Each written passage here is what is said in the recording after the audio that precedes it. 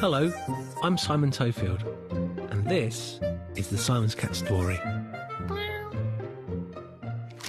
I've always loved to draw. As far back as I can remember, I've always been drawing. As a boy growing up in Leighton Buzzard, I'd love to draw wildlife. I was especially interested in drawing birds, and I'd draw on any paper I could find. I got my first cat when I was 9 years old. Her name was Shelley, and she was a very shy, very timid little farm cat.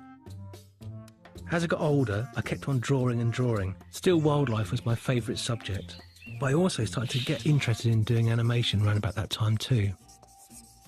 I thought I'd teach myself to animate by creating flip books, which were basically big fat pads of paper, which I drew in from the back and worked my way forward. And when they were flicked, they created animation, and I was hooked. Drawing was the only thing I could really do, so I became an animator.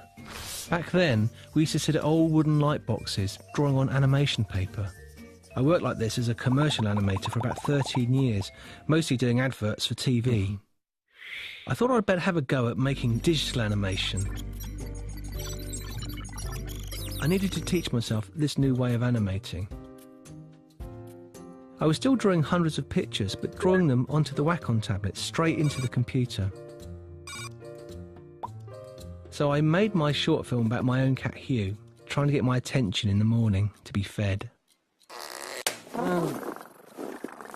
Although I didn't know at the time, someone copied this little film off my showreel and uploaded it onto YouTube. And by the time I saw it and realised what had happened, the film had become very popular. So in 2008, we launched the official Simon's Cat YouTube channel and the simonscat.com website. The character of Simon's Cat still doesn't really have a proper name, but in real life I've got 4 cats. There's Little Jess, Big Maisie, Greedy Hugh and Fluffy Teddy.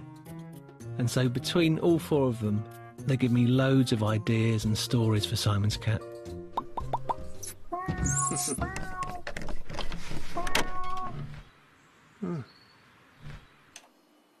People often ask me, why don't we release Simon's Cat films more often?